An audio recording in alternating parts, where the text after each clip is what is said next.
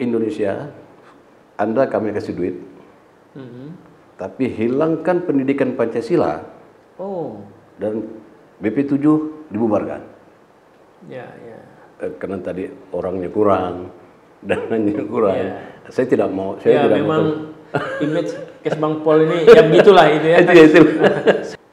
Ini hati-hati loh. Karena kalau tidak berkeadilan sebagai seorang pemimpin ini sanksinya luar biasa nih. Nah, kami rindu Pak, rindu dengan Pancasila itu. Ini TNI ya, yang dari basicnya kesehariannya memang ditanamkan ideologi dari ideologi loyal.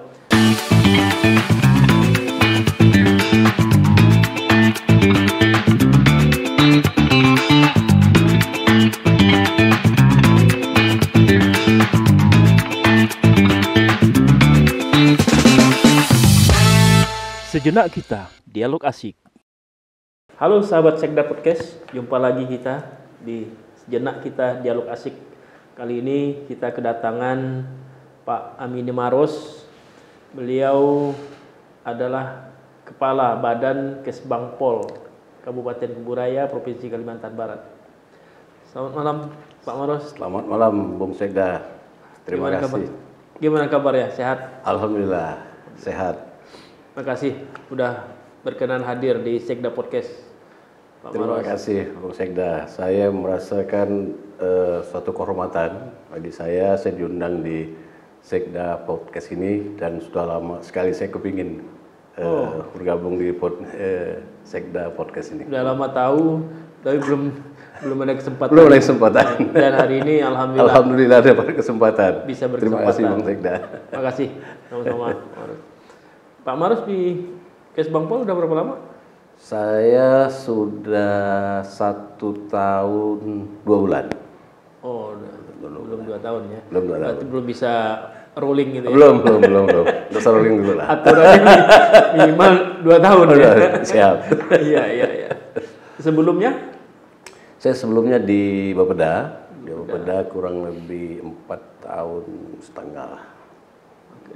Oh, cukup lama juga. Cukup lama. Ya udah pantas geser ya. Apa nih? Mungkin karena 1 tahunan, berarti kemarin menjelang pemilu ya? Menjelang pemilu. Iya. Ya pasti pimpinan ngelihat potensi Pak Maros ini ya terkait dengan mengawal Kesbangpol ini. Siap. Apa saja nih kewenangan tugas Kesbangpol ini? Terima kasih Pak. Menarik sekali. Saya ketika ditempatkan di Kesbangpol, saya rasa back to basic, back to home lah. Oh, saya merasa background saya kan dari APDN Bung Sekda. Jadi saya ketika masuk Kesbangpol itu sebenarnya sudah lama saya pingin pada saat 5 tahun pertama sebelum pilkada. Pada saat itu masih kantor. Saya di bagian PEM, pada saat itu saya ingin sekali dan saya sampaikan kepada Pak PLT Sekda, Pak Kodang waktu itu, saya ingin ke Kesbangpol, tapi tidak dikasih. Masih ada yang membutuhkan. Masih ada yang membutuhkan. Jadi alhamdulillah Pak Bung Sekda, jadi untuk Kesbangpol ini saya melihat ketika saya masuk di Badan Kesatuan Bangsa dan Politik, ini luar biasa. Jadi badan ini mempunyai tugas sebagai mata telinganya pimpinan. Ya. Karena di situ ada 3 bidang pokok. 3 bidang ya. 3 bidang. Yang pertama di sini kan selaku ya intelnya daerah lah, intelnya bupati. Nah, karena kami berkomunikasi dengan teman-teman dari intel dari Polres, kemudian Kodim, kemudian Bais, Bin, Densus. Nah, jadi ada satu bidang yang namanya bidang Wasnas dan konflik sosial. Jadi Wasnas ini itu kewaspadaan dini nasional. Kemudian dalam bidang ini ada dua fungsi, 2 tugas yang dilaksanakan. Dia deteksi dini tentang potensi-potensi rawan konflik. Inilah tugas intelijen yang tadi ini. Nah, tugas intelijen. Kemudian bagaimana yang keduanya itu bagaimana mengatasi konflik konflik-konflik sosial yang ada di masyarakat. Masuk cipta kondisi di lapangan. Cipta kondisi di lapangan. Nah, saya merasa saya merasa dapat ruhnya di Badan Kesbangpol ini. Nah, ketika saya lakukan, memang ada beberapa persoalan yang terkait dengan sumber daya manusia. Sumber daya manusia karena memang di Kesbangpol saat ini masih minim. Ya, kemudian juga kita di penganggaran juga masih minimal. Namun saya tidak menyerah hanya karena kurangnya orang dan kurangnya anggaran.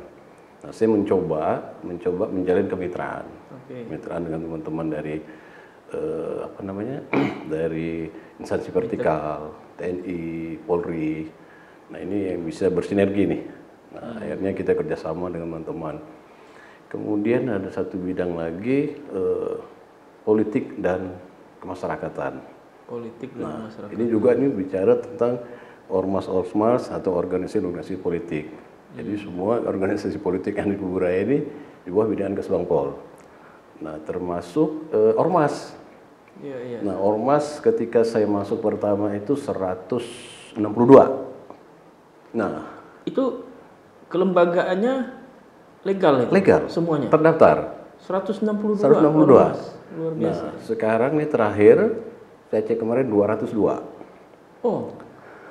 Dalam waktu 1 tahun bertambah 40. Sekitar 40-50 gitu. Iya. Bahkan mungkin masih, karena saya juga menyampaikan himbauan kepada camat dan kepala desa. Saya lihat banyak organisasi termasuk sanggar-sanggar itu belum terdaftar. Oh, ya, termasuk organisasi-organisasi seni budaya. Nah, ini kalau mereka terdaftar. Lembaga adat segala macam masuk di sini ya. Iya. Nah, di situ bidang politik dan masyarakatan yang ketiga. Nah, ini yang menarik nih Pak Sekda. Ini apa nih? Bidang ideologi, wawasan kebangsaan, kemudian ketahanan ekonomi, ketahanan sosial, ketahanan budaya, agama. Juga masuk situ. Ipolek Sosbud Hankam itu begitu. Hankam di situ deh. Semua urusan bernegara ini ada di situ ya. Ada di situ. Nah, jadi yang mungkin saya itu jadi tantangan bagi saya melihat kondisi saat ini di mana ideologi kita Pancasila sudah mulai tergerus. Itu sudah jadi perbincangan sejak lama itu. Ya. Gitu. Budaya luar masuk. Budaya masuk. Bidang ini bisa menangani itu ya? Bisa, Pak. Oke. Jadi 3 bulan yang lalu ketika kita rakor dengan Kominda Provinsi, saya pernah dalam pertanyaan saya, kenapa kok ideologi Pancasila ini bisa hilang dari masyarakat? Pendidikan Pancasila hilang. Nah, ada salah seorang petinggi menyampaikan bahwa ketika krisis moneter, Bung Sekda, bulan 98 ya. Mei 98 itu. Iya, Mei 98. Beliau sampaikan saat itu kita butuh duit. Saya masih ingat dengan gagahnya dan sombongnya Michael Kamdesio itu. Dia begini di Pak Harto disuruhnya teken. Nah, saya dalam benak saya pada saat itu apa sih yang diomongkan 98. Saya waktu itu 98 ada di Jakarta. Kebetulan masih kuliah di Jakarta. Penasaran saya, apa sih yang diomongkannya? Nah, terjawab sekitar 3 bulan yang lalu lah. Nah, ternyata salah satu isinya itu, Indonesia, Anda kami kasih duit, tapi hilangkan pendidikan Pancasila, dan BP7 dibubarkan. Oh, itu komitmennya? Itu komitmennya. Luar biasa ya? Luar biasa sekali. Padahal Pancasila itu dari dulu dikenal sebagai ideologi berbangsa bernegara kita, ya, yang digali dari nilai-nilai luhur budaya bangsa gitu ya. Iya. Itu baru tahu saya ini. Ya, jadi komitmennya diberi pinjaman itu dihilangkan. Ini komitmen ini kan udah lama nih. Iya. Krisis 98 kan udah lama sekali. Apa masih tetap ini komitmen ini masih berlaku atau generasi-generasi sekarang sudah Jadi sebenarnya sudah tidak berlaku lagi ya sejak adanya BPIP. BPIP ya. BPIP, ya. Badan Pembinaan Ideologi Oh, Pancasila. dulu BP7, sekarang Iya. BPIP. Nah ini badan ini sekarang lah mulai menyegarkan kembali. Oke. Ya. Nah cuma kemarin juga kami kritisi ketika ada rakor di Jakarta. Ini kok BPIP tidak turun ke bawah, ya kan? Kelembagaannya enggak. Nggak sampai nih ke daerah. Sebenarnya kok hanya di pusat aja yang kedengaran. Berarti nyambutnya ke Bangpol dong. Nyambut dengan Semangpol. Oh, iya. Jadi saya coba sampaikan ketika kami melakukan sosialisasi tentang ideologi dan wawasan kebangsaan ini ke ormas, kemudian juga ke anak-anak SMA. Saya terenyuh, Bang Sekda. Terenyuhnya apa? Ketika saya coba tentang Pancasila apal apa tidak, udah banyak tidak apal. Ya. Makin sedih itu. Tapi saya makin tertantang jadi ya kan. Jadi memang terbukti itu pembicaraan di luar bahwa Pancasila, budaya kita ini tergerus itu. Tergerus. Ya. Tergerus. Nah, kemudian setelah selesai acara, mereka merespon, mereka mendatangi saya, ada datang ke kantor. Pak Maros, terima kasih atas pencerahannya. Kenapa? Saya bilang. Ada dari anggota TNI juga. Saya pimpinan saya Pak TNI tidak pernah bicara seperti ini. Dan saya belum pernah dengar orang bicara seperti Bapak. Kenapa? Saya bilang, saya kan bicara standar. Tidak Pak. Yang Bapak sampaikan itu betul-betul nyentuh. Nah kami rindu Pak, rindu dengan Pancasila itu. Ini TNI ya, Iya. yang dari basicnya, kesehariannya memang ditanamkan Ideologi dari ideologi loyal bela negara itu ya. Iya. Rindu ini. Berarti Rindu. memang sudah benar-benar semua lini sudah sejak 98 itu dihapus benar Dihapus. itu ya. Iya. Ya. Terus gimana kelanjutannya TNI itu? Nah, jadi beliau minta, tolong Pak, saya minta, saya doakan Bapak segar, sehat walafiat dan lanjutkan itu terus Pak. Lanjutkan terus sampai ke masyarakat, anak-anak kita perlu sampaikan. Oh, disupport gitu ya. Disupport. Jadi, nah ketika kami, ada ormas yang belum kami undang, ada termasuk NGO juga belum kami undang, ada tidak terundang lah. Karena kita keterbatasan lokasi, keterbatasan anggaran, hanya beberapa. Nah mereka telepon, Pak, Telepon? kok kami tidak diundang? Oh, minta diundang. Minta diundang. Saya kira tadi telepon protes, minta diundang. Minta diundang. Saya Iya, rindu berarti- Pak, saya rindu Pancasila Pak. Saya setuju nih Pak, rindu banget saya. Jadi Luar biasa. ada keharuan, kerinduan masyarakat kita Iya.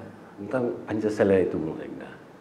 Nah ini yang menjadi tantangan saya, yang menjadikan semangat saya bahwa di atas Bangpol ini tidak bisa kita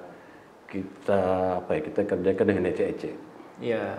Kita serius, kita by heart, itu yang saya rasakan.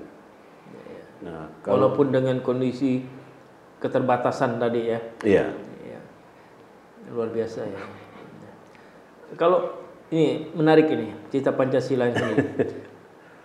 Kalau sekarang program yang dilakukan dibandingkan dulu, kan kita mengalami dulu kan era-era Pancasila itu benar-benar ada butir-butir, ya kan?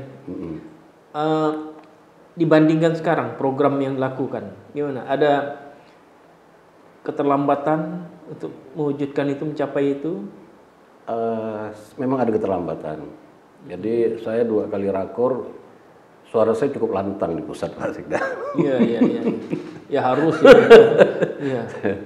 Saya ya dengan Semangat. semangat. Karena tadi sudah banyak juga ya masukan.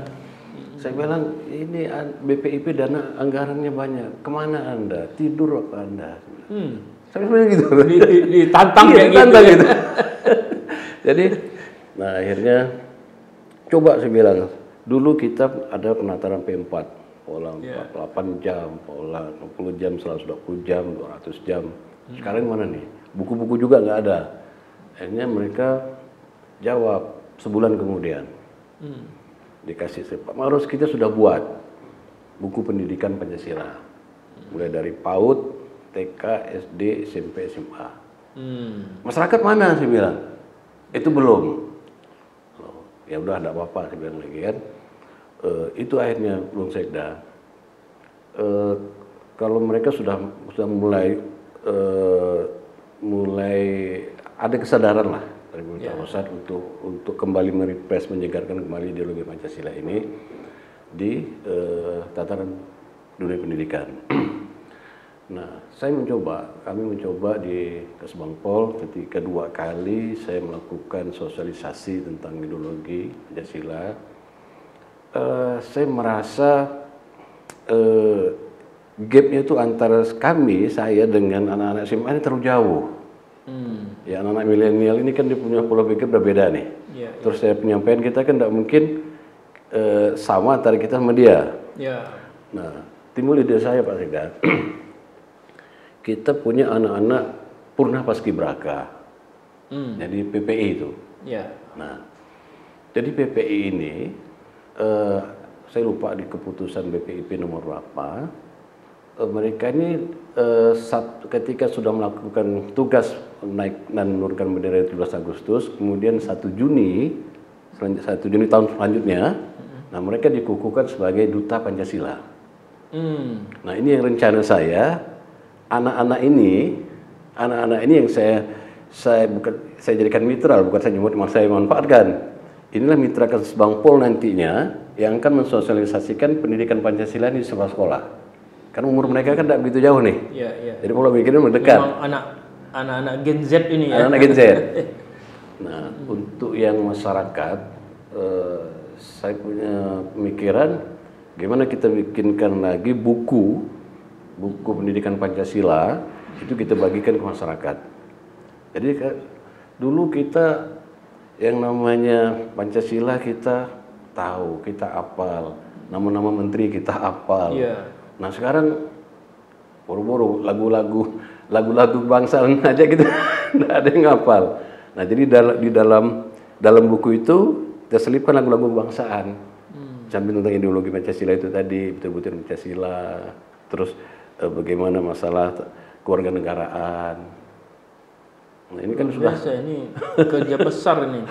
Jadi saya dapat bayangin kalau dulu ini dikeroyok dengan semua stakeholder. Dan ini sekarang di Kesbangpol yang menangani ini sebagai leading sektor ya. Walaupun tadi bisa bermitra dengan lembaga-lembaga tadi ya, instansi vertikal tadi termasuk PPI. Ya. Tapi luar biasa ini. Ini kan se-Indonesia sudah jalan nggak? Seperti sudah ada yang jalan? Belum ada. Belum.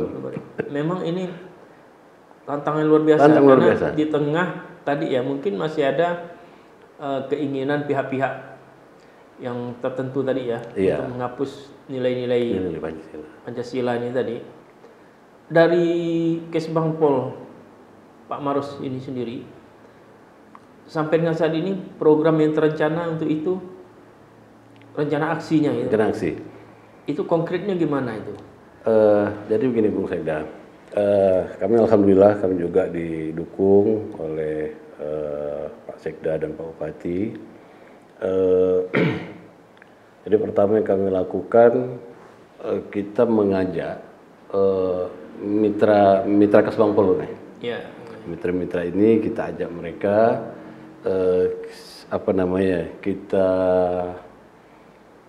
kita bangkitkan semangat kebangsaannya. Tadi mereka juga kepengen dong, kan? Berarti tinggal menghimpun ini. Menghimpun.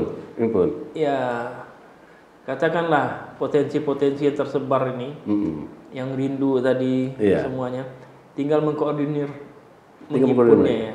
Nah, ini yang direncanakan, actionnya gimana nih? Jadi kalau pertama untuk ormas. Jadi ormas ini dari 202 ormas ini kan saya klaster Pak Bung Sekda.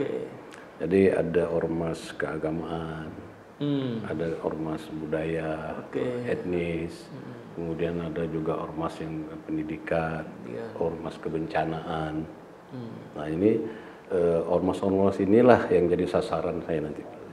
Nah, dan samping itu juga di samping saya mensosialisasikan ideologi dan wawasan kebangsaan, saya juga ada pemikiran bagaimana menumbuhkan kemandirian ormas.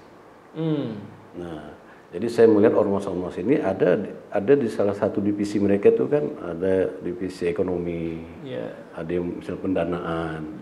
Nah, ada yang berapa saya coba sampaikan ke mereka, mereka itu ada yang ingin berusaha.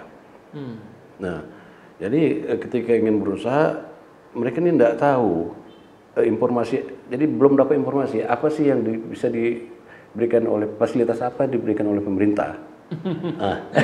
Nah ini kalau cerita berusaha lembaga-lembaga ini, memang.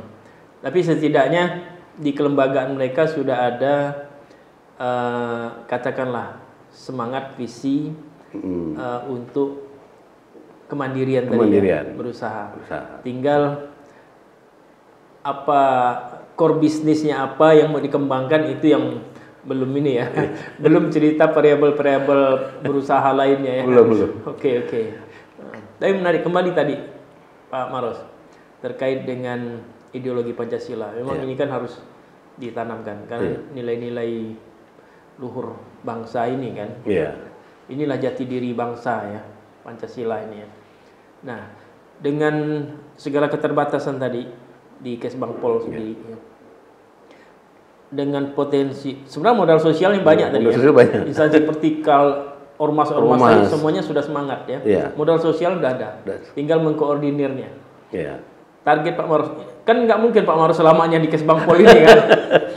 Apa mau selamanya sampai pensiun? Saya ingin sampai pensiun. Saya ingin sampai pensiun Pak. Ya, kalau ditanya demikian, Pak Maros bisa menjawab sampai pensiun aja gitu. Tapi kan kebutuhan organisasi, ya kan, pemerintah daerah tentu melihat lain. Mungkin ada setelah Pak Maros bisa meletakkan dasar pondasi di Kesbangpol, ya cukup Pak Maros. Masih ada organisasi pemerintah lainnya yang juga perlu dibangun gitu kan. Nah, kan nggak selamanya gitu kan. Siap. Nah, target Pak Maros terkait dengan ini.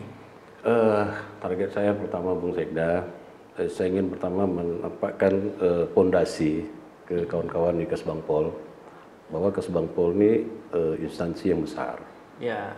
Kalian bukan orang buangan. Jadi secara internal, struktur internal dimapankan. Saya mapankan dulu. Sehingga ditinggalkan pun mereka sudah bisa jalan. Gitu.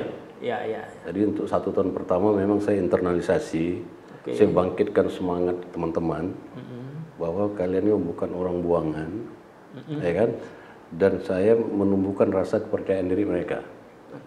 Dan alhamdulillah, Bung Sekda, sekarang teman-teman semangat bekerja, mereka merasa eksistensinya itu merasa diakui. Nah, karena alhamdulillah beberapa kegiatan kita, saya dengan speed saya minta mereka ini bisa nimbangin speed saya nih. Ya harus bisa. Kalau enggak ketinggalan. Nanti saya perlu kaderisasi, Bung Sekda. Saya perlu kaderisasi di situ. Ya target saya masyarakat sudah mulai melek kembali lah, merefresh kembali Pancasila. Dan dan saya lakukan, Bung Sekda, di samping lagu ketika acara-acara formal. Di samping lagu Indonesia Raya, biasa saya selipkan juga di akhir itu lagu Bagimu Negeri. Nah, setelah selesai atau biasanya di pertengahan, saya sentuhkan tentang materi saya ajak mereka lagu Bagimu Negeri. Dan saya tanya, apa perasaan ibu, bapak setelah kita sama-sama menyanyikan lagu Bagimu Negeri? Ada yang nangis, Bung Sekda. Mereka terharu. Dari pegawai-pegawai ini? Dari pegawai, dari ormas. Dari mitra-mitra tadi ormasnya. Bahkan 2 minggu yang lalu saya diminta memberikan materi pelatihan kepala desa seluruh Kalbar. Nah, materi tentang kepemimpinan Pancasila. Nah, saya bawa lah materi tentang ideologi dan wawasan kebangsaan. Dan saya ajak mereka untuk menyanyikan lagu Bagimu Negeri, ada yang nangis mereka. Luar biasa ya. Dan ketika saya coba mereka semua sependapat dengan itu. Pak, beberapa kepala desa, kami rindu Pancasila Pak. Tolong Pak, terus. Ya berarti ini menunjukkan bahwa seluruh masyarakat kita memang cinta tanah air. Cinta tanah air. Sebenarnya masih tertanam gitu ya. Masih tertanam. Tinggal bagaimana pemerintah melalui Kesbangpol ini bisa memperkuat lagi ya. Iya. Menumbuh kembangkan ini sehingga kembali tadi ideologi Pancasila tetap eksis. Iya. Ya, menjadi nilai-nilai dan pedoman hidup bagi seluruh masyarakat bangsa ini. Ya. Jadi bidang ini di samping menangani ideologi Pancasila juga terkait masalah ketahanan ekonomi dan lain sebagainya. Sosial, budaya semua, politik kami masuk semua itu ya. Masuk semua. Luar biasa. Nah, terkait dengan ketahanan ini, ketahanan ekonomi, sosial apa tadi. Ini kan dinamikanya sekarang luar biasa nih, Pak Maros. Ya kan? Masalah sosial semakin luar biasa. Semakin kompleks ya. Dinamikanya luar biasa, percepatannya juga luar biasa. Nah, bagaimana Kesbangpol ngelihat potensi masalah ini, ya kan? Kira-kira gimana nanganinya dari kacamata Kesbangpol sendiri? Penasaran saya ini. Jadi begini, Bung Sekda, terima kasih nih. Artinya ini kan sempat tersembunyi lah, sempat tertidur lah, ya, sempat tertidur. Yang muncul kan hanya ideologi dan wawasan kebangsaan. Karena selama ini memang tidak pernah termunculkan. Ya. Karena tadi orangnya kurang, dananya kurang. Ya. Saya tidak mau. Memang image Kesbangpol ini ya begitulah itu ya. Itu. Sekarang dibangkitkan. Nah, saya tidak mau ngeluh dengan kekurangan tiada ini terus saya tidur. Saya tidak mau. Ya. Ini justru yang jadi tantangan bagi saya. Nah, kita bicara ketahanan ekonomi. Kita lihat ekonomi sekarang. Jadi Kesbangpol ini kami tidak bicara tentang teknis. Kami memberikan masukan kepada pimpinan, misalnya ketahanan ekonomi, termasuk inflasi, Pak Sekda. Iya. Oh, yang ketahanan ekonomi, inflasi tadi. Iya. Terus bagaimana kita melihat kondisi ekonomi kita, ya kan? Jadi di ketahanan ekonomi juga ada penyisip masalah perekonomian kita ini kan umum ini. Nah, kondisi Kubu Raya sebagai hinterland kota. Nah, kami juga kadang mengadakan kajian-kajian ini dengan teman-teman ormas nih. Nah, salah satu juga yang jadi bahasan kami itu ya untuk ketahanan pangan. Ya, salah satu masuk ketahanan pangan. Nah, kita ini sebagai IKN ini kan nanti akan butuh sumber pangan nih. Nah, kalau bisa kita di Kubu Raya juga kita menyiapkan, kita sebagai lumbung pangan juga untuk mensupport pangan di ibu kota negara itu. Nah, itu yang menjadi kajian kami. Nah, jadi Kesbangpol kita tidak hanya bicara rutinitas ini saja, tidak. Karena tadi dari politik sosial kan ada di Kesbangpol. Nah, ekonomi terkait juga dengan ketahanan sosial. Ketahanan sosial ini ya kita melihat sekarang ya masalah narkoba. Nah, ini kan juga berpengaruh terhadap ekonomi juga, Pak. Iya, pasti itu, Bung Sekda.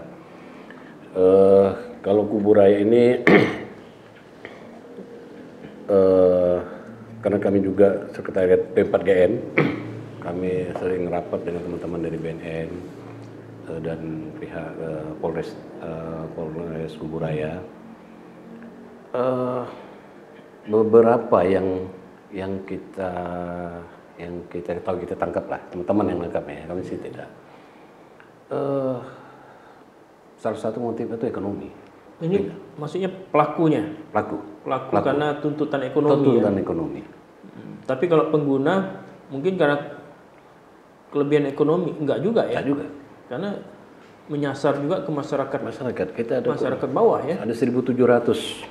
Apa? Pengguna. 1.700 pengguna di Kubu Raya.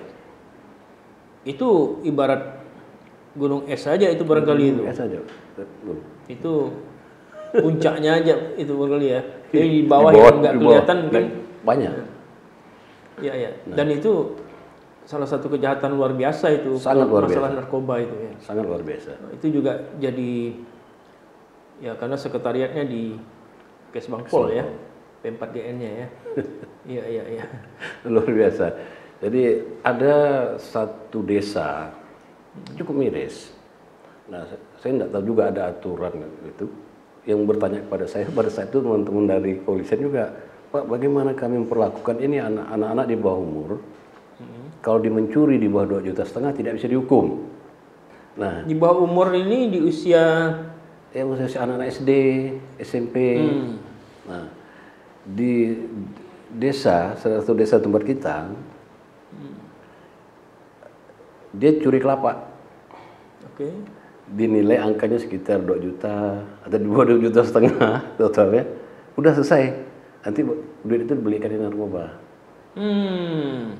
Jadi modus gitu Jadi ya. modus. Jadi modus untuk mendapatkan uang membeli narkoba. Iya. Dia melakukan kejahatan mencuri. Tapi nilainya dibatasinya. Dibatasi. Sehingga tidak kena hukuman. Mereka diperalat.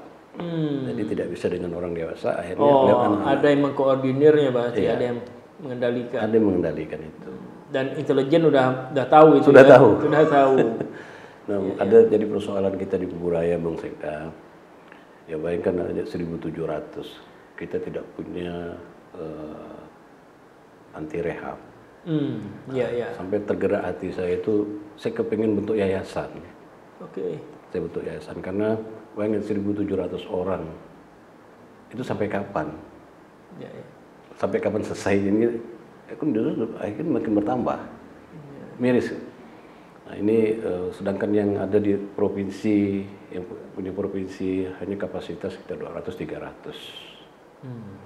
Nah, lapas perempuan, ya benar mereka tidak layak masuk situ. Tapi karena kita tidak punya penampungan, lapas perempuan itu kapasitasnya 200 orang.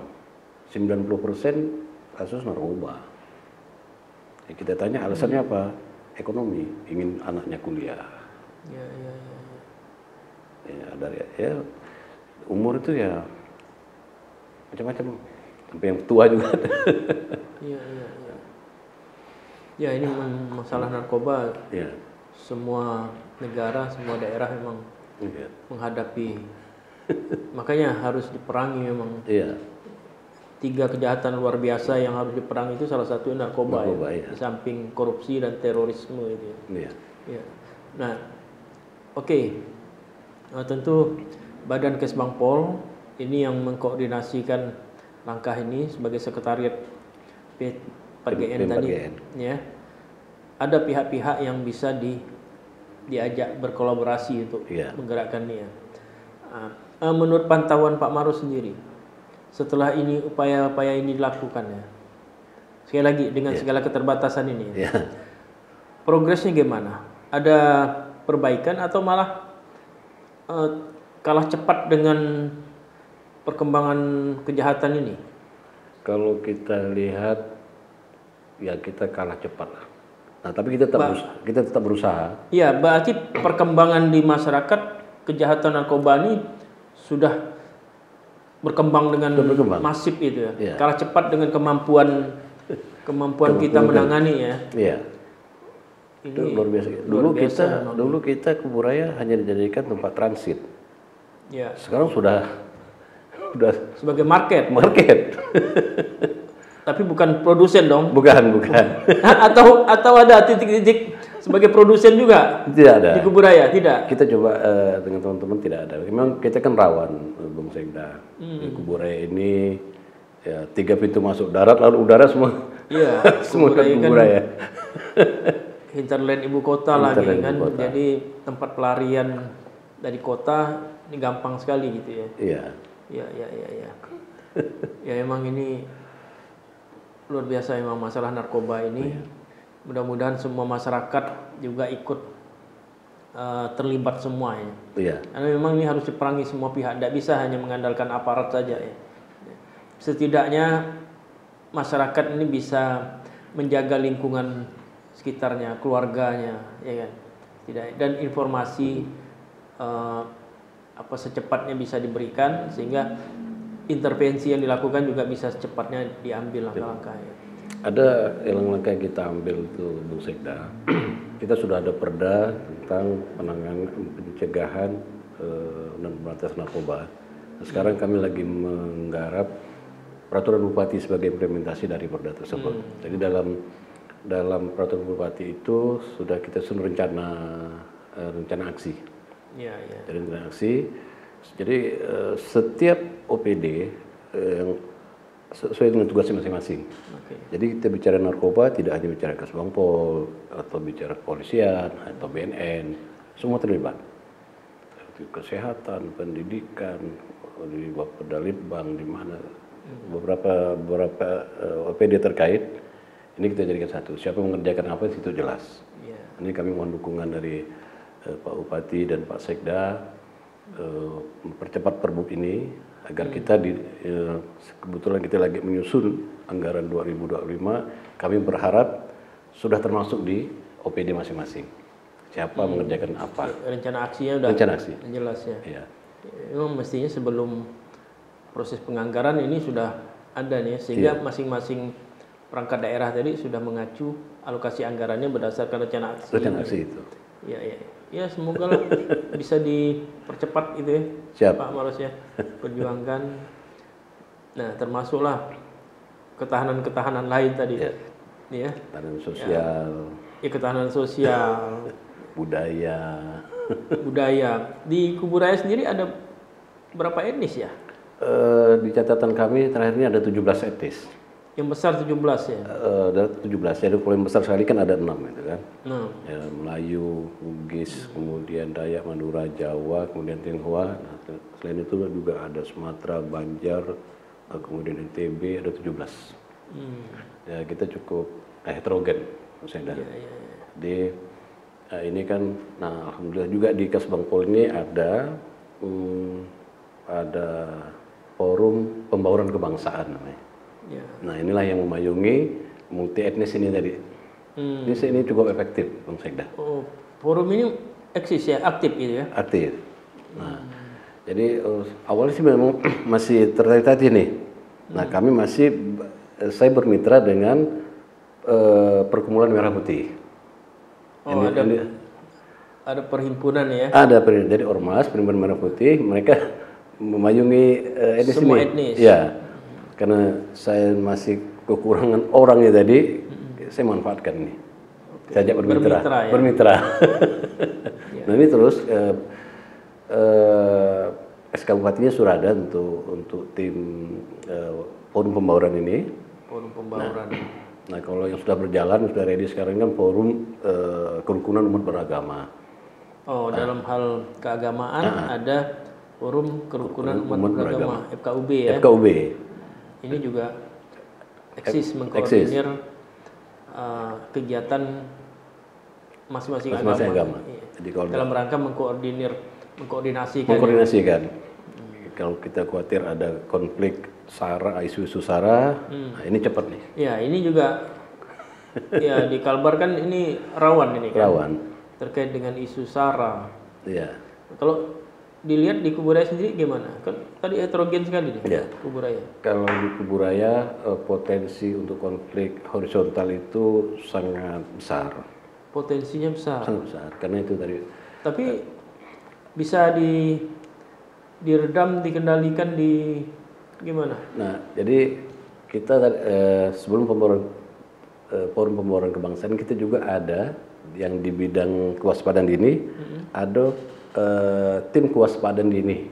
Oh, daerah. jadi antisipasi jangan sampai muncul nih. Iya. Ya, karena kalau saya lihat ya, Iya. perjalanan sejarah Kabupaten Kuburaya ini dengan multi etnis, Iya.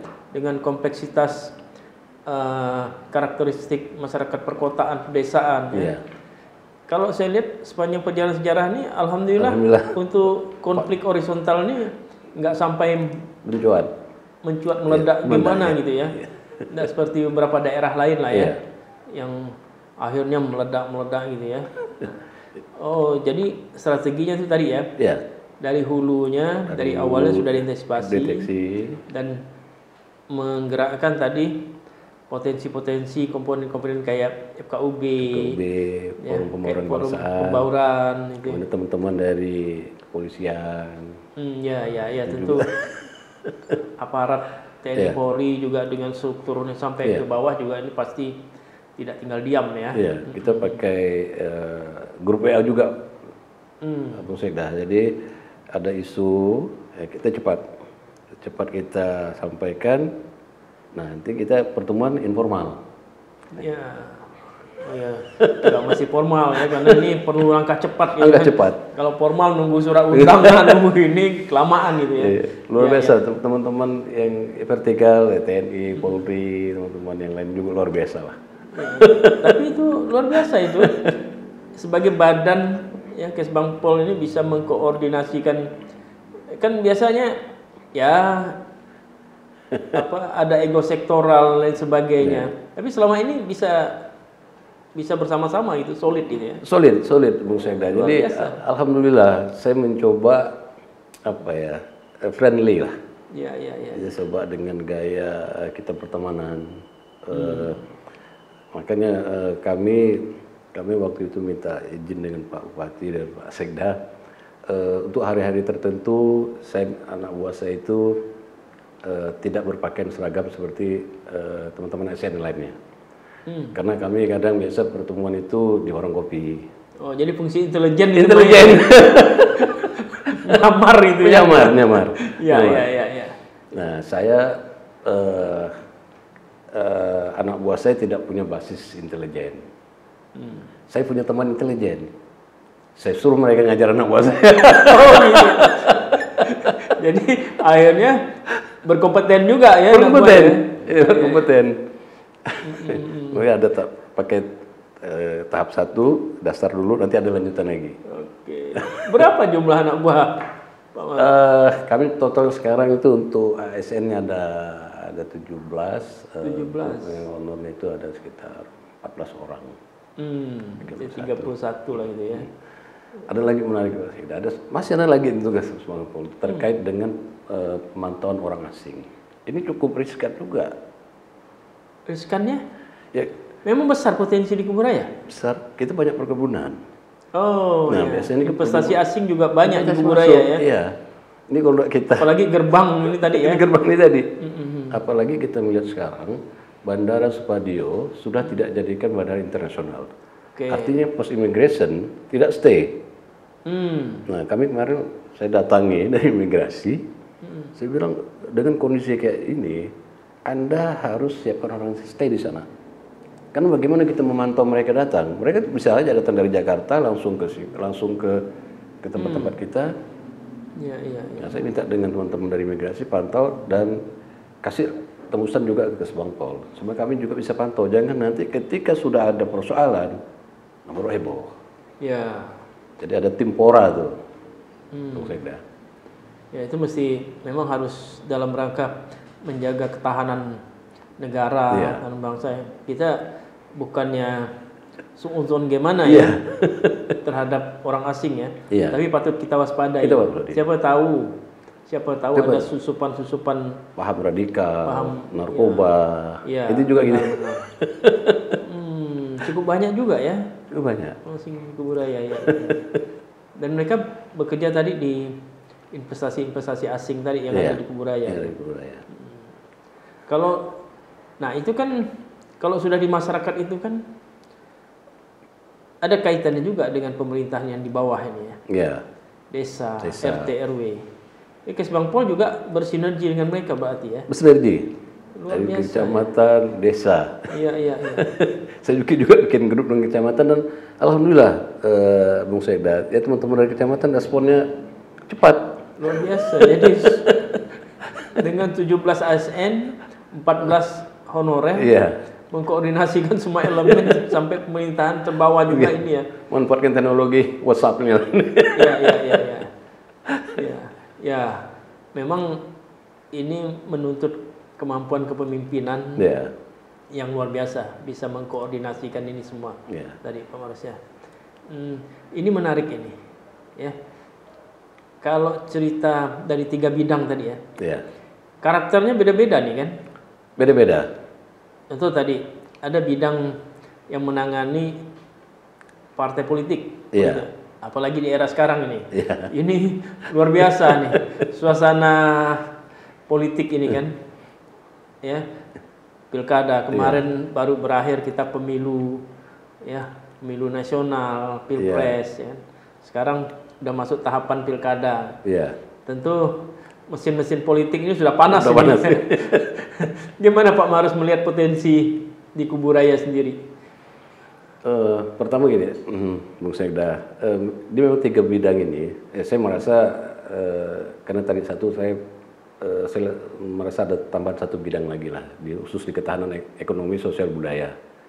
Oh, maksudnya dipecah itu? Dipecah Bidang. di WK. Oh, sudah diusulkan? Sudah diusulkan. Sudah Sudah, ya? diusulkan. Jadi Nah, rencana 4 bidang? rencana 4 bidang. Oke, oke. Kalau dia sebenarnya itu 3 bidang itu ada benang merah. Jadi saya bisa mengarahkan mereka tuh dalam satu titik kegiatan 3 bidang sekeroyokan. Oh. Nah, contoh begini. Apa mungkin karena segmennya, audiensnya, atau lokusnya bersamaan, beririsan? Beririsan. Oke. Nah. Tapi tetap ada benang merahnya. Tetap ya? ada benangnya. Sesuai dengan apa sektor masing-masing. Sektor masing-masing. Oke, oke, oke. Seperti ini, saya ingin menyampaikan ideologi dan wawasan kebangsaan sosialisasi. Jadi di bidang IWK, ormasnya ada di bidang Polmas. Oke. Masuk. Ya, ya. Nah, gitu juga kita ketika kita bicara politik, isu-isu politik, potensi konflik dalam pilkada atau pemilu kemarin. Nah, di bidang kewaspadaan dini ini kolaborasi dengan bidang politik. Oke. Jadi bisa saya mainkan itu. Dan alhamdulillah teman-teman yang teman-teman saya, kemudian mitra-mitra enak gitu Pak. Saya reaksinya cepat lah. Ketika kita butuh informasi atau mereka butuh informasi. Proaktif juga Proaktif. mereka untuk menjemput menangani hal ini secara terkoordinasi ya. Kemarin kami rapat, saya minta dengan Prokopim, saya bilang tolong mulai besok jadwal Bupati, sekarang tidak ada wakil, bilang nanti Bupati, wakil dan Sekda harus sampaikan ke Kesbangpol. Karena saya selaku intelijen daerah, malu saya kalau saya tidak tahu keberadaan Bupati di mana, Sekda di mana, wakil di mana. Oke. Ya. Dan sudah diterapkan dan sudah mulai nih. Udah mulai ya. Udah mulai. Fungsi intelijennya. Iya. Akan aneh, lucunya kalau ke Kesbangpol ketika itu Bupati kemana, nggak tahu. Kalau ada Saya malu. apa-apa ditanya Iya. intelijennya gimana. Iya. Ya. Tapi kembali tadi terkait masalah ini kan suasana tahapan pilkada udah mulai nih. Ya. Nah, peran dari Kesbangpol sendiri gimana nih untuk mensupport kelancaran pilkada nih supaya termasuklah agar proses pilkada ini aman, damai, ya berjalan sebagaimana mestinya sehingga terpilih nantinya ya kepala daerah, wakil kepala daerah yang benar-benar pilihan terbaik dari masyarakat. Peran Kesbangpol sendiri di sini gimana? Dari hulu sampai hilir ada peran gimana ini? Ya peran yang kami lakukan itu kita pertama memulaikan pendidikan politik. Pendidikan politik. Segmen segmen audiensnya? Itu ada mulai dari anak-anak yang pemilih pemula. Pemilih pemula, berarti anak-anak SLTA akhir ya? Iya, SLTA. Kemudian juga ormas. Ormas juga. Nah, jadi di SLTA juga kami sampaikan pendidikan politik kepada mereka dan selalu kami himbau kepada mereka. Kami tidak memberikan mengarahkan kepada satu paslon, tetapi kami sampaikan kepada mereka bahwa ini kontestan ini sudah biasa. Ya, ya. Nah, jadi silakan pilih sesuai dengan hati nurani. Dan bahkan ketika dalam sosialisasi politik itu juga kami menghimbau kepada mereka untuk tidak tidak terpengaruh dengan money politik. Ya, itu Ya, penting itu. karena memang untuk Jangan ada jual beli ya, di situ, suara itu ya.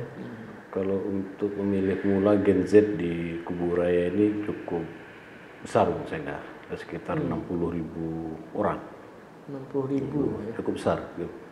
Dan mereka, yang saya khawatirkan itu, ini kejadian pemilu kemarin lah. Yang saya khawatirkan mereka itu bisa mudah diprovokasi. Nah kemarin begitu saya evaluasi hasil pemilu kemarin ternyata tidak. Oh. Nah mereka sudah mulai udah Pemahaman udah paham udah ini. paham. Iya. Jadi enggak, saya bilang kami selalu sampaikan kita jangan terlalu fanatisme, mohon maaf, fanatisme bodoh dalam tanda kutip lah. Oke. Jadi silakan dengan argumen Anda masing-masing, karena yang selalu kami sampaikan baik dengan anak-anak SMA maupun dengan ormas, kalau kita bicara politik ini kita tidak bisa mengatakan siapa yang salah dan siapa yang benar. Semua benar. Ya. Dia punya sudut pandang yang berbeda masing-masing. Jadi tidak ada perdebatan. Iya, iya. Anda benar, Anda tidak salah. Ya kan begitu? Iya. Tinggal dilihat visi misinya yang kena dengan harapan masyarakat tadi ya. Dan kami ketika sosialisasi itu ya dengan teman-teman penyelenggara, teman-teman KPU. Nah, dengan penyelenggara sendiri gimana? Ya, kami hubungan dengan penyelenggara kita selalu koordinasi. Jadi memang kebetulan juga memang ya sesuai dengan tugas kami untuk hibah pada penyelenggara KPU maupun Bawaslu itu ada di Kesbangpol. Saya selaku instansi pembina wajib PA-nya ya. Iya, PA-nya memantau. Jadi apapun kegiatan teman-teman dari KPU kami selalu pantau dan mereka selalu menyampaikan. Okay. Nah ini saya kira alhamdulillah sampai dengan saat ini hasil evaluasi pemilu kemarin berjalan cukup lancar, sangat lancar lah saya katakan. Dan tingkat partisipasi masyarakat pengalaman pemilu kemarin itu Bung Sekda sebelumnya itu 70%, sekarang ini 83%. Oh meningkat ya? Meningkat. Mungkin karena pendidikan politik yang sudah dilakukan tadi pasti ada pengaruhnya. Pasti ada pengaruh. Nah kami berharap di pilkada ini minimal sama atau lebih naik lagi partisipasi ini. Saya berharap naik lagi ini. Semoga meningkat lagi ya. Karena kesadaran udah. Tapi menarik ini proses politik di Kubu Raya ini. Saya lihat-lihat ini justru cukup ramai di Kubu Raya. Kalau seperti daerah ini termasuklah, mohon maaf di Kota Pontianak sendiri, kayaknya anteng-anteng aja. Tapi Kubu Raya menarik. Menarik. Ini Pak Marus melihatnya apa nih cukup menarik, dan calon-calon ini kayaknya semua orang Pontianak.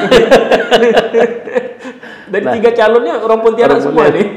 Nah memang menarik. Kalau kita lihat sekarang ini juga besok masyarakat yang bertanya pilih siapa ya, saya bilang silakan. Ini juga beliau-beliau ini yang pernah berkiprah di Kubu Raya, ya kan? Semua sudah berkiprah di Kubu Raya. Ya ini. Dan ada juga lahirnya di Kubu Raya juga. Cuma sekarang udah KTP-nya aja sudah di Pontianak. Dan menarik juga Bung Sekda, pertama ketika kami dengan teman-teman intelijen itu sudah bikin beberapa untuk antisipasi masalah keamanan. Kalau pada saat itu masih isunya dua paslon. Nah kalau 2 paslon ini gesekannya menurut kami cukup keras lah. Iya. Nah, di awal-awal kemarin. Nah, alhamdulillah dengan masuknya poros ketiga, ini adem jadi jadi kita berubah lagi satu gini. Memecah ini. Memecah ketegangan ini. Iya, menarik. Jadi sangat menarik dan jadi kita juga akhirnya enggak terlalu tegang. Ketika kami diskusi dengan teman-teman dari keamanan, kalau 3 ini ya kita tidak terlalu berat lah. Nah, kalau yang 2 ini gesekan kita bisa saja misalnya paslon 1 bertetanggaan nih. Nah, dengan 2 ini gesekan-gesekan yang kita khawatirkan. Tapi sampai dengan saat ini masih berjalan baik aja saya lihat ya. Masih berjalan baik ya, sesuai dengan koridornya aturan berpolitik itu ya. Iya. Karena beliau-beliau calon-calon ini juga sudah mapan di politik Sudah ya. matang, Sudah matang ya. Iya. Jadi bisa berpolitik profesional lah. Iya. Untuk ya bermartabat semuanya gitu ya. Nah, di Kesbangpol sendiri ini tadi bantuan yang diberikan ke penyelenggara. Iya. Terus tentu ada kewajiban untuk mengkoordinir sampailah nanti pelaporannya. Iya. Nah, ini pencermatan Pak Marus sendiri. Penyelenggara ini bisa profesional ini. Karena kan khawatirnya di penyelenggaranya ini. Iya. Ya. Karena isu selama ini kan luar biasa nih. Iya. Setiap kali pemilu segala macam yang dikejar ini penyelenggara. Menurut Pak Marus sendiri gimana nih? Kami selalu mengingatkan kepada teman-teman di penyelenggara, di samping Kesbangpol kami juga teman-teman dari inspektorat juga turut mengingatkanlah, mengingatkan kepada mereka bahwa benar-benarlah teman-teman menggunakan anggaran ini, karena anggaran ini anggaran uang rakyat dan harus bertanggung jawab kepada rakyat. Diaudit juga nanti ya? Diaudit juga. Diaudit, Nanti. Karena ngeri juga kita nanti ini kan. Iya. Ini udah selesai 5 tahun kemudian baru. Iya. Kalau itu penganggaran ini bahkan sampai dengan 18 tahun kemudian masih bisa digali gitu. Iya. Tapi sampai dengan saat ini penyelenggara kelihatannya masih profesional. Masih profesional. Tetap masih on the profesional track ini. ya. On the track saya lihat. Ya. Dan beberapa kali pemilu juga di Kuburaya alhamdulillah secara umum penyelenggara cukup profesional sehingga tidak ada konflik, walaupun ada tuntut-menuntut tapi memang dalam koridor ya. Sampai ke MK pernah ya dulu ya. Sampai ke MK tapi tetap sesuai dengan koridor. Tidak ada konflik horizontal yang tidak sampai ya. Ini menunjukkan bahwa penyelenggaranya memang profesional. Ya. Dan di masyarakat sendiri untuk mengawal ini secara terstruktur sudah kan sampai ke PPS. PPS-nya ya. Ini sudah jadi mulai dari kegiatan yang dilakukan pentahapan lah yang dilakukan oleh teman-teman dari KPU. Ini sudah berlangsung. Ya, dia tidak terlalu jauh berbeda dengan pemilu kemarin, karena baru selesai juga. Jadi cuma ada beberapa saja yang dievaluasi mereka, ya PPS yang tidak berkompeten lagi, ya, mereka ganti dengan jadi yang baru. Ya, supaya lebih profesional lah. Mereka juga melakukan evaluasi itu. Nah, karena kami juga mantau, karena kami juga mendapatkan laporan bahwa ada dalam tanda kutip dikhawatirkan. Dikhawatirkan, maka untuk person-person tertentu ini tolong dievaluasi. Oh, iya. Jadi dari awal sudah cepat diambil langkah. Iya. Karena sudah ada riak-riak lah ya. Itu ya, itulah fungsi, termasuk fungsi intelijen tadi bermain. Ya. Kita juga kan di samping teman-teman dari TNI Polri yang ada di TPS itu, kita juga ada Linmas kita, Bung Hegda. Ya, Linmas dari TPS itu ada 2. Tiap desa itu. Ada Linmas kita. Itu di bawah binaan. Kalau Linmas di bawah binaan Satpol PP. Satpol PP. Iya. Tapi dalam rangka ketahanan ini semua, dalam rangka politik, Kesbangpol juga ikut memantau itu. Iya. Menarik. Ini luar biasa. Kalau bicara 3 bidang ini aja, Kesbangpol ini memang luar biasa. Sampai ke struktur pemerintahan terendah pun, ini kalau bukan pemimpin yang berkompeten ya dalam mengkoordinir ini, memimpin ini, memotivasi, menggerakkan modal sosial dan potensi dengan keterbatasan yang ada tadi. Ini kalau tidak kepemimpinan yang handal, ya melempem. Karena ya tidak dipungkiri bahwa image selama ini Kesbangpol gimana gitu ya, Pak Marus ya. Saya mau tahu ini. Kira-kira seni kepemimpinan gimana yang ada di Pak Marus ini? Konsepnya begini, Bung Sekda. Kalau orang hobinya badminton, saya tidak suruh dia main bola. Oke. Jadi saya lihat hobinya apa, saya salurkan hobinya itu. Oh, sehingga minatnya eh, tumbuh. Dia Tumbuh. punya apa? Wadah untuk beraktualisasi justru ya. Berorganisasi, Berkembang. iya, berkembang Oke, dia. oke. Kalau saya paksakan dia tidak hobi badminton, saya pasang badminton ya hancur. Iya. Nah, itu konsepnya seperti itu. Berarti di Kesbangpol ini semua ilmu ya. Ini bisa masuk dong ya. Masuk. Masuk semua ya Masuk berarti semua. ya. Oh, iya. Bahkan kalau kita kalau kita jadikan 4 bidang itu, Bung Sekda, kami belajar dari teman-teman di daerah lain, ada untuk hibah vertikal ya. Kalau Kesbangpol kan hibah vertikal, instansi vertikal tadi. Karena saya bunyi Kesbangpol sekarang melaksanakan urusan pemerintahan umum ini. Iya, Kampung tantranya sekarang di Kesbangpol. Kampung Tantra. Jadi yang tidak dilakukan orang Kesbangpol bisa. nih, Kesbangpol semua yang Iya. kampung ya. Luar biasa. Ya. Di daerah lain tuh hibah fisik untuk vertikal di Kesbangpol. Ya, untuk misalnya instansi vertikal apa udah di situ melaksanakannya. Iya. Luas sekali. Luas sekali. Ya. Makanya tadi itu kalau karakternya, seni memimpinnya ini tidak handal, tidak mungkin bisa berkembang nih. Iya. Makanya ya mohon maaf sekali lagi image Kesbangpol Iya. selama ini gitu. Tapi dengan cerita begini tadi saya yakin nih Kesbangpol akan kembang dan sudah mulai ini ya. 17 ASN di bawah kepemimpinan Pak Marus ini Iya. dengan segala keterbatasan Ya, sekali lagi ini malah antusias beraktualisasi, berinovasi ya. Luar biasa. Dan saya izin Bung Sekda, ya, saya mencoba setiap Senin itu ya, setelah apel pagi saya selalu wajibkan untuk rapat. Oke. Kami rapat internalisasi, saya ajarkan teman-teman itu untuk berbicara, untuk mengkritik, menyarankan, artinya saling share informasi. Saya ingin menumbuhkan rasa kepercayaan diri kawan-kawan saya tentang Kesbangpol. Saya ingin menumbuhkan rasa cinta mereka terhadap Kesbangpol. Oke. Itu yang saya bangun. Ya. Tapi gini loh, di antara sekian banyak buah, Iya.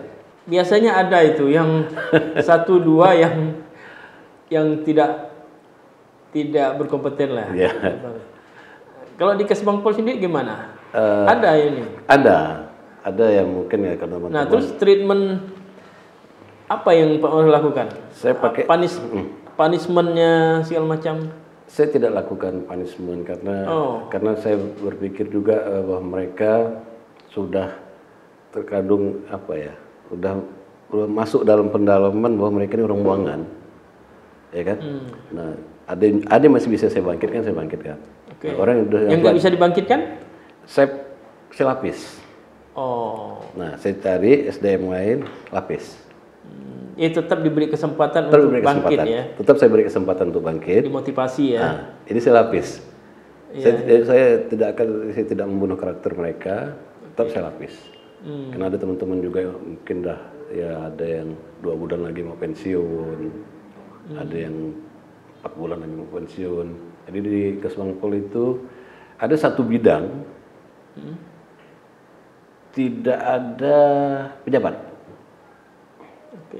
Satu bidang tuh kabitnya pensiun. 2 dulu fungsionalnya dulu kasih, 1 pensiun, 1 meninggal. Jadi kosong pejabatnya. Kosong. Berarti Pak Marus langsung ambil alih. Langsung ambil alih. Luar biasa ya. Ya. Nah, terus gini Pak Marus ya.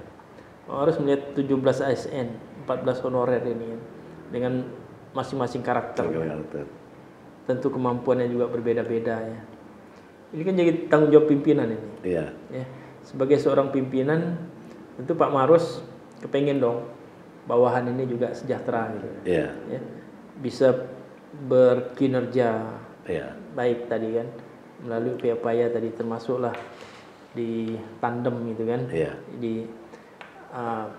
Nah, sebagai seorang pemimpin, Pak Maros, melihat dinamika ini, rasa tanggung jawab Pak Maros terhadap seperti kesejahteraan mereka ini gimana? Apa yang Pak Maros bisa berikan?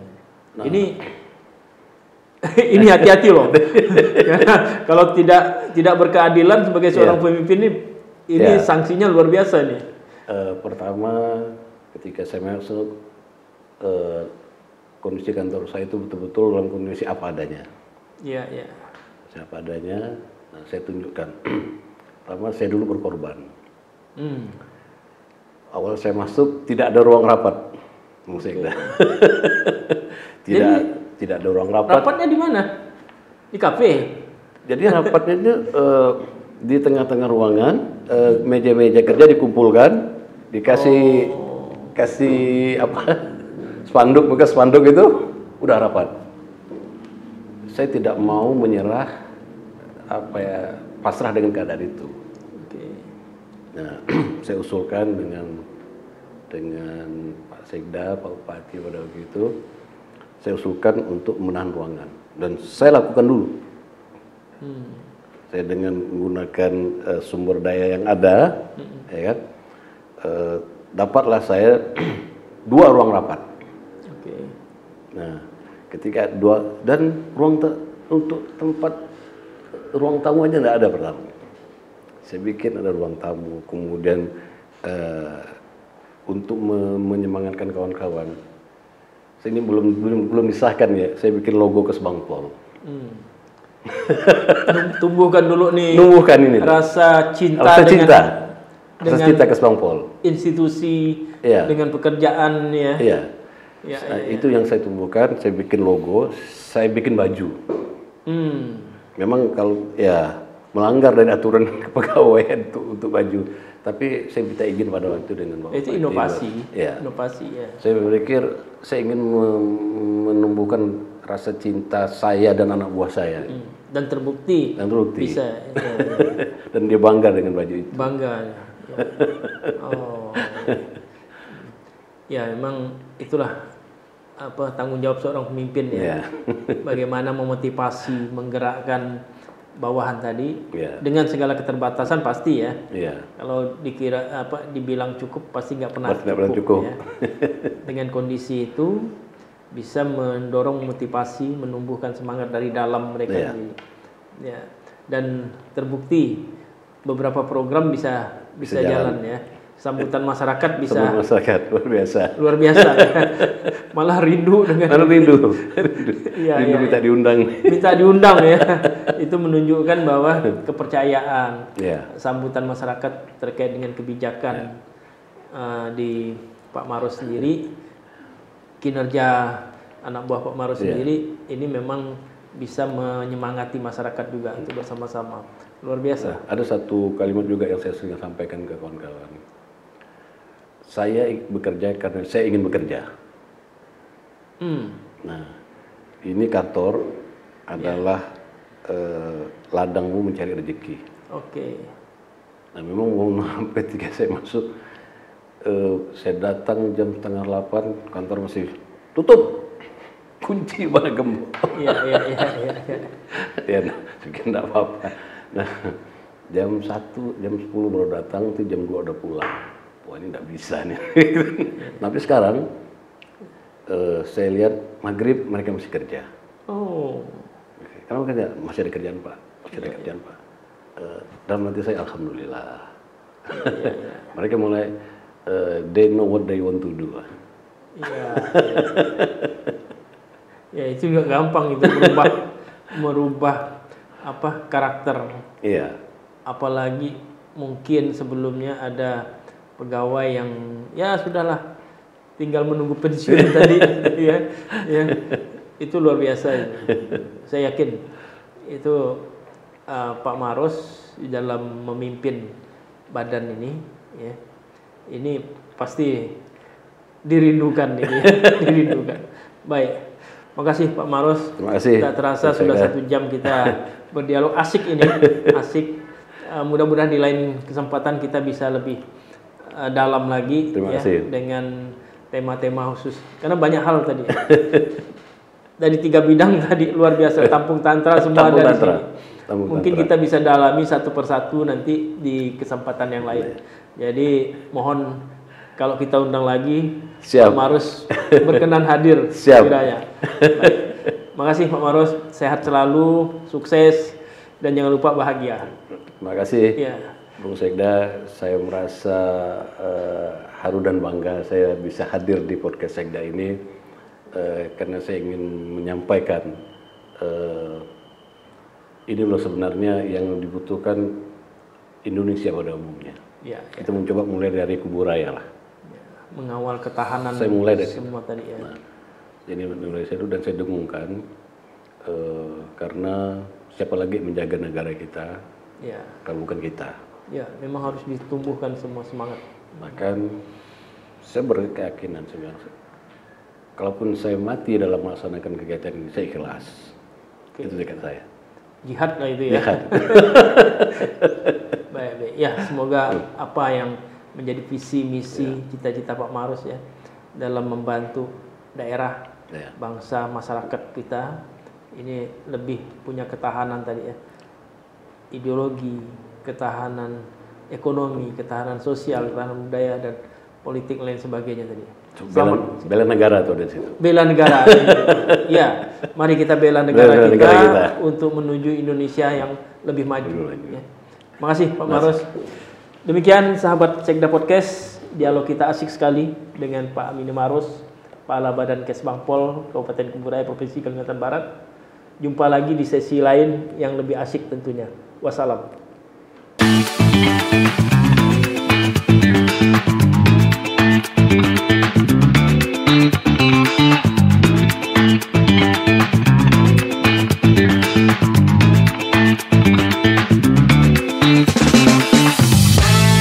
Sejenak kita dialog asik.